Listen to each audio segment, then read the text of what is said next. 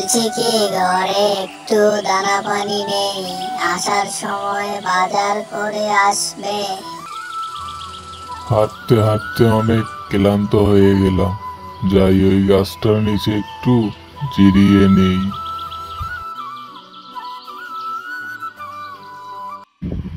যাই, অনেকক্ষণ তো জিরিয়ে নিলাম, এবার একটু কাঠ কাটতে হবে, নইলে গিন্নি আর ছোট মেয়েটা না খেয়েই থাকবে।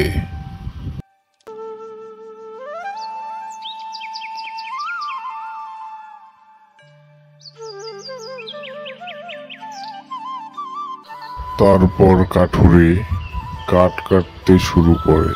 অনেক কষ্টে কাঠ কাটার পর সেগুলো নিয়ে বাজারের উদ্দেশ্যে চলে যায়।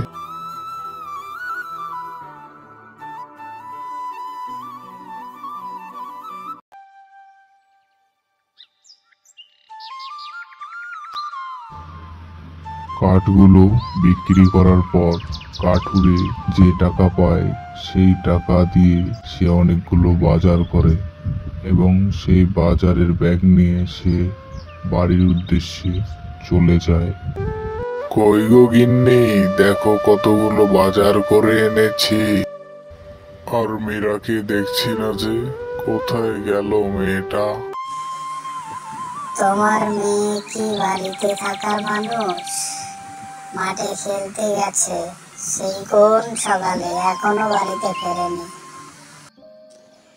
কে কোথায় আছিস? পালা পালা, বাঘ আসছে, বাঘ।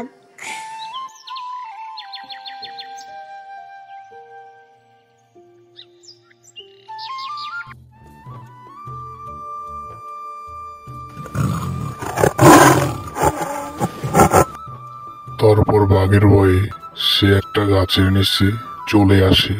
তারপর একটা পরীও চলে তোমার আসে সেখানে। সততা আর সাহসে আমি অনেক মুগ্ধ হয়েছি মীরা। বলো তুমি কি চাও আমার কাছ থেকে? তারপর পরী ও মীরা কথা বলার এক পর্যায়ে মীরা বলল, পরী রানী, আমার কিছু লাগবে না, তুমি এই গ্রামকে ফসলে ভরিয়ে দাও। পরী খুশি হয়ে আশীর্বাদ দিয়ে যায় তার গ্রামকে। পরীর আশীর্বাদের পর থেকে তাদের গ্রামে অনেক ফসল উৎপাদন হতে থাকে। তারপর থেকে ওই গ্রামে আর কখনো কারো অভাব অনটন দেখা যায়নি।